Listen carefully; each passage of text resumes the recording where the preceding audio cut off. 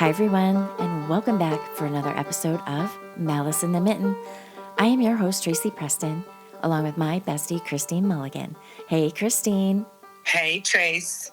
What's going on? What are you going to tell me about today? It's how bad is it? How much should I brace myself?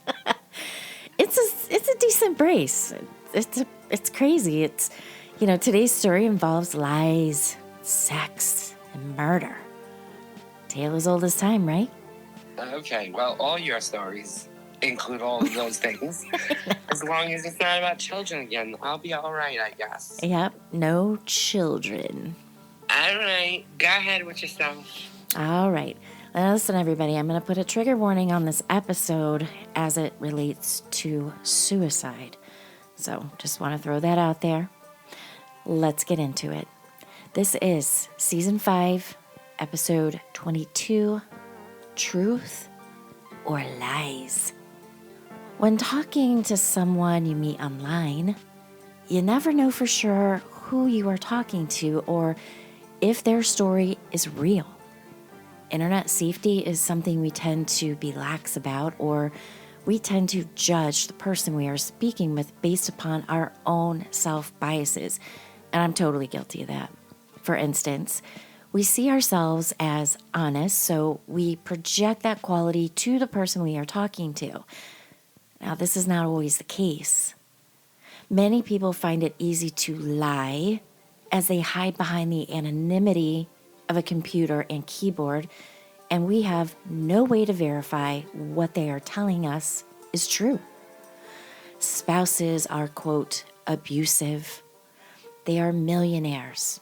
They live in a mansion. The lies they can tell are endless. People pretend to be what they are not. It's easy to alter reality to fit your narrative when there is no way for the person you are talking to can verify it. Jerry Cassidy would learn this lesson the hard way. His full trust in an internet stranger turned lover would lead him to kill, and when he realized what he had done, take his own life.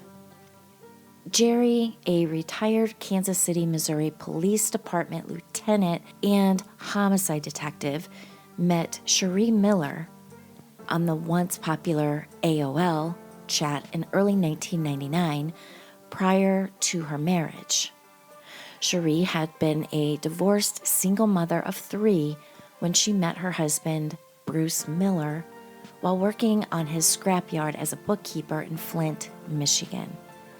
The two would elope in Vegas on April 23rd of 1999 after dating for only 4 months. And I'm just going to throw this in here because this is something that I have found.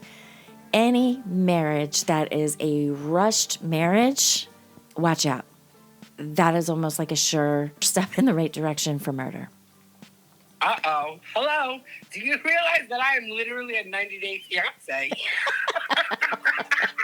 You trying to tell me my wife's going to kill me? You better sleep with one eye open, yo. Well, yeah. Well, she is a little bit of a crazy bitch, so okay. So it's not that far-fetched. Warning, noted. It would be her 3rd marriage and his 4th. She was 28 and he was 20 years older.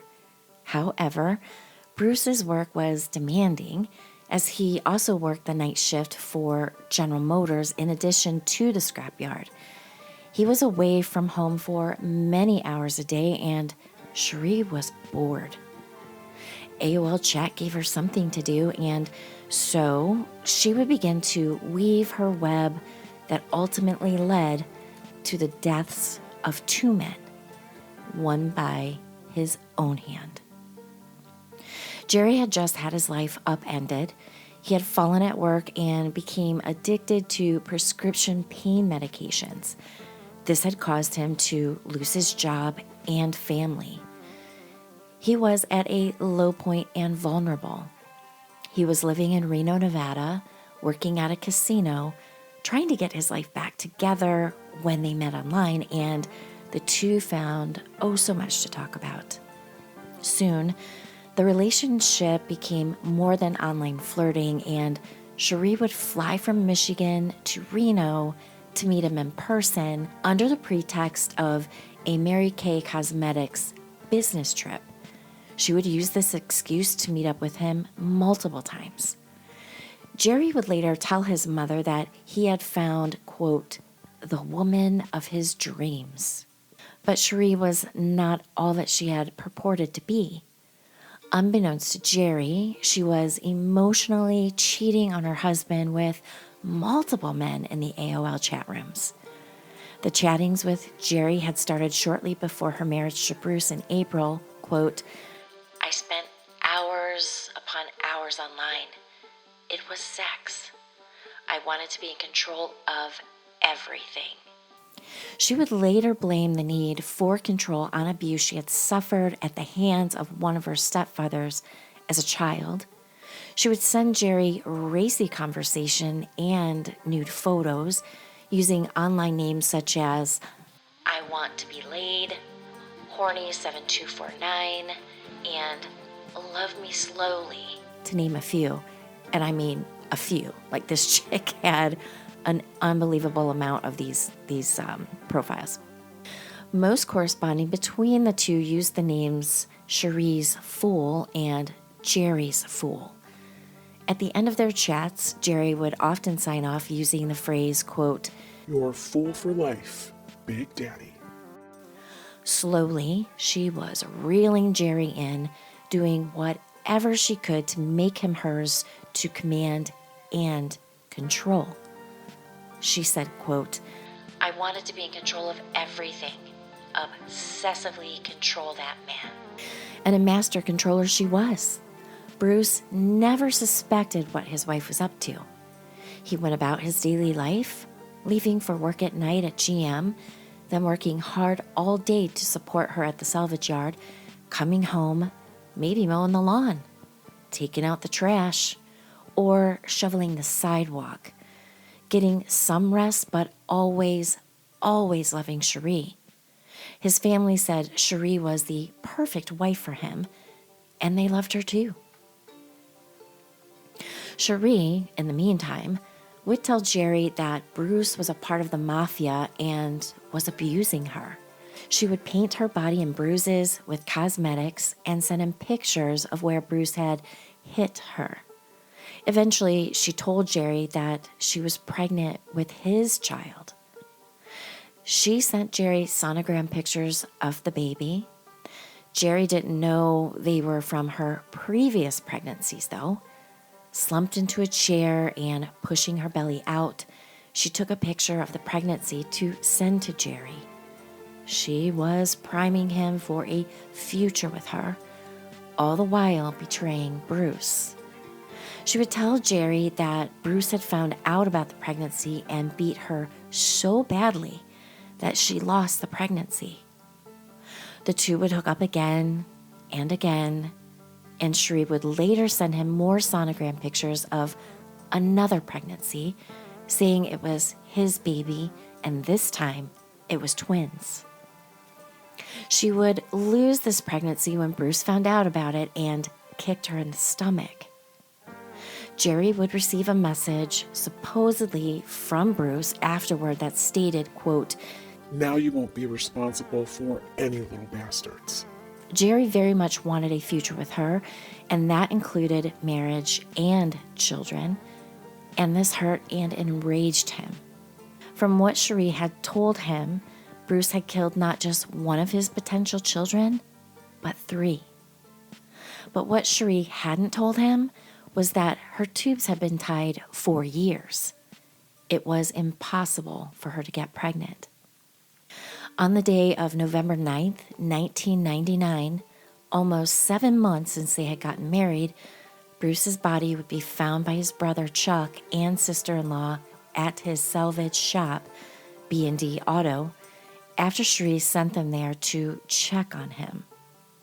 He had been shot in the neck and upper back. There were few clues as to why or who. Bruce had been known to carry up to $2,000 cash in a pocket, which he used to buy parts for his business. His money and wallet were both missing. Thinking it had been a case of robbery gone wrong, police hunted for the killer. Sharee would blame John Hutchinson, a former co-worker of hers at the salvage yard. She had had an affair with him while engaged to Bruce and while flirting with Jerry, and claimed there was still bad blood between the two men because of it. Hutchinson had told his brother that he would, quote, dispose of Bruce once in a conversation. Sharee told the police that John had borrowed money from Bruce and was slow in paying it back, adding to the issues between the two men. The salvage yard was under investigation for vehicle fraud and theft. John was the main suspect for those crimes. Police suspected that Bruce was going to turn John in, and John retaliated by killing him. Since Sharee had an alibi for the time of the murder and John failed a polygraph, seemed like a slam dunk. They just needed a little more evidence before they could arrest John for the murder. Jerry, in the meantime, had moved back to Missouri. His ex-wife, son, and other family were there. He settled in Odessa. It was there on February 11th, 2000, that he would take his life and leave behind notes that would send the investigation in a totally different direction. 3 months before his death, Jerry would tell his brother Michael to look under his bed for a briefcase if anything happened to him. He told his brother, quote, look at the briefcase and he would know what to do then. When he heard that his brother was dead, Michael went to Jerry's apartment and did indeed find a briefcase. Taped on the top of it, he would find 4 sealed letters.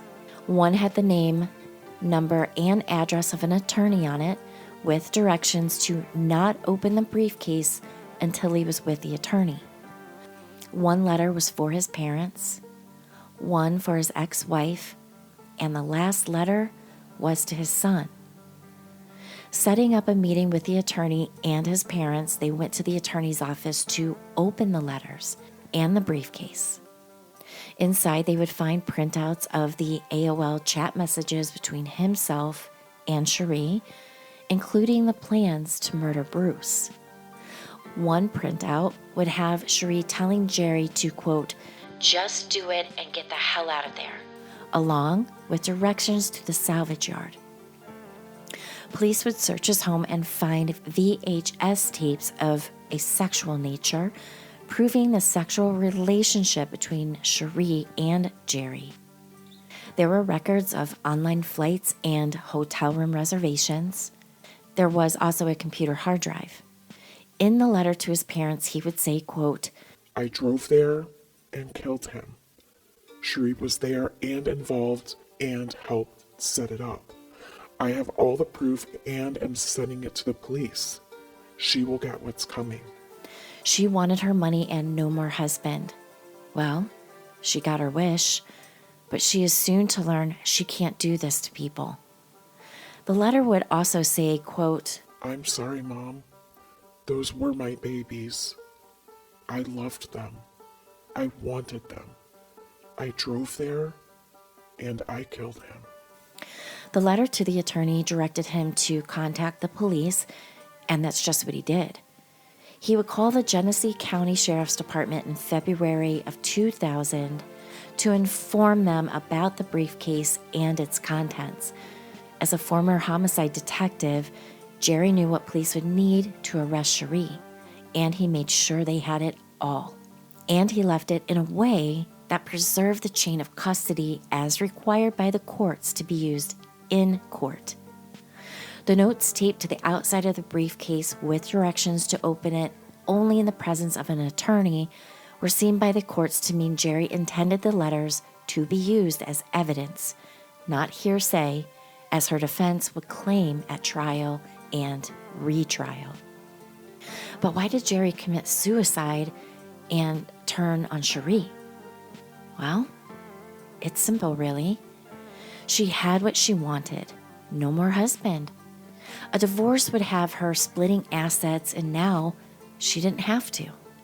She had Bruce's business, a sizable Social Security payout, and his life insurance. It was all hers. Once Jerry was no longer useful to her, she had no need for him, and less than a month later, she ended their relationship, moving in with another AOL chat buddy. Once she dropped him, he realized just how much of a, quote, fool for life he was for her. The guilt and realization of how he had been played was just too much for him to bear. When confronted with the evidence from the briefcase, Sharee would deny it all. She would claim the tape Jerry left was blackmail and the AOL chats and emails had been altered. She said Jerry was obsessed with her, and when she rejected him, he tried to frame her for revenge before committing suicide. She denied the affair. One by one, police laid out their evidence. There was a printout that said, quote, "Are you going to be able to live with this the rest of your life?" Jerry replied, "I love you. Yes, I can."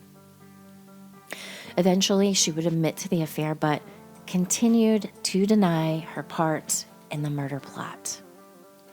The trial, dubbed, quote, "the first internet murder trial," would air on Court TV in December of 2000. Prosecutors had their work cut out for them. The prosecutor, Marcy Mabry, had never even been on a computer, much less had the experience to refute the claim the AOL chats and emails were altered. Months of emails and chats would be poured over, cross-checked and double-checked to verify information. A representative from AOL was called in to testify.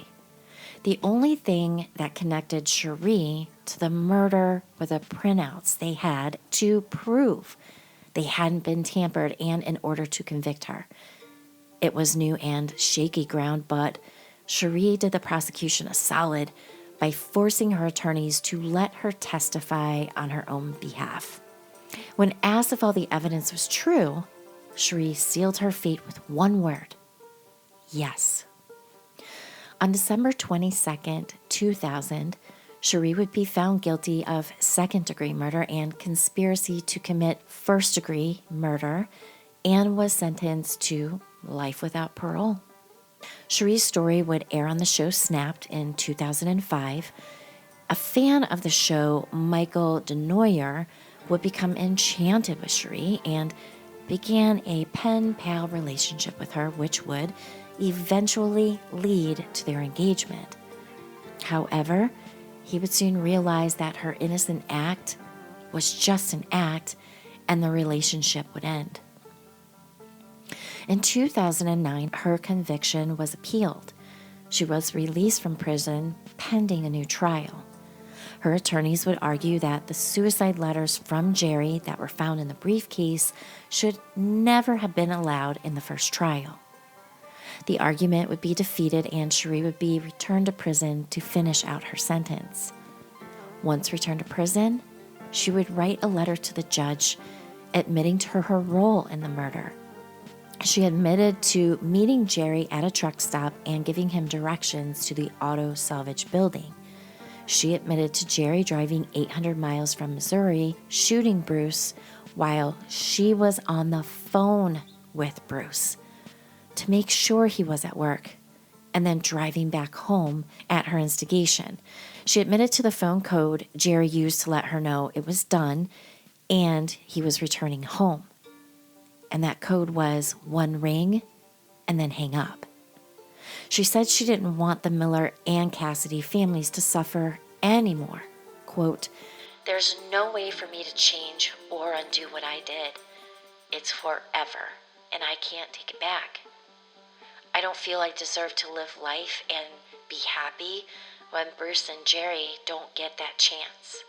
In the letter, she said she feared Bruce would find out about the affair and leave her with nothing in a divorce. She would later record an apology to the Cassidy family in which she stated, quote, Jerry just wanted to protect me and love me. Jerry's mother's reply, quote, I just hope she rots in hell.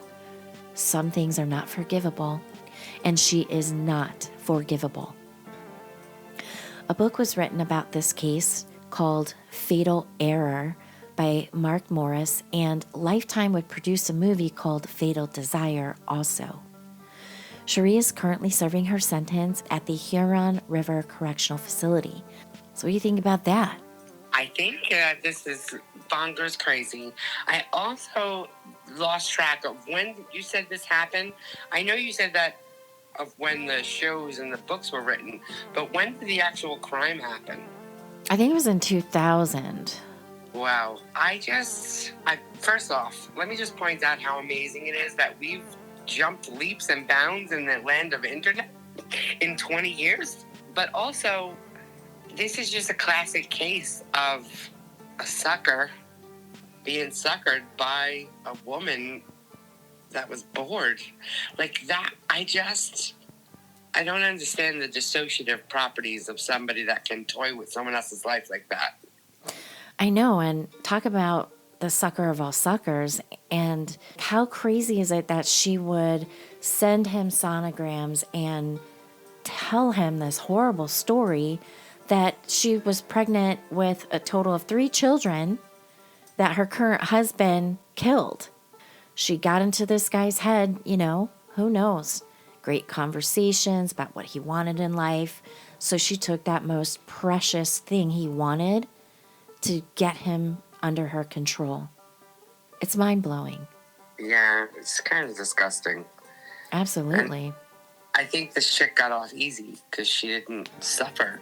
I mean, yeah, she's in prison, but she's just sitting in prison with 3 hots and a cot.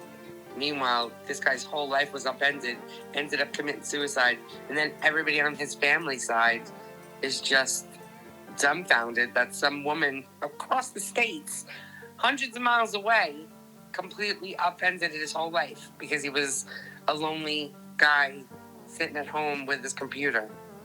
Yeah. But that makes you realize how many people have created relationships or friendships with people that, they've met, obviously, they met up a few times for her to really get her claws into him because she was an evil spawn. But there's a lot of people out there that have relationships with other people that are very meaningful to them, and they've never met them, and it's completely online. And I don't know if I'll ever fully comprehend the messing around with someone's psyche when someone they think they know is really just toying with them like a marionette. It's crazy. Yeah. What loneliness and heartbreak can lead someone to do, right? At the hands of a complete psychopath, sociopath. Yeah. Yeah. I don't know. Wow. I hope she enjoys her cell because she's never getting out. And I can't even believe that while the appeal was going on that they even let her out. You know what I mean? Yeah, that's kind of crazy. Usually I thought they just stay in there while their appeal's happening. That is crazy that she got let out. Yeah. I guess her attorney, had to fight for that. Like, hey, she could be innocent. Let's get her out for a bit.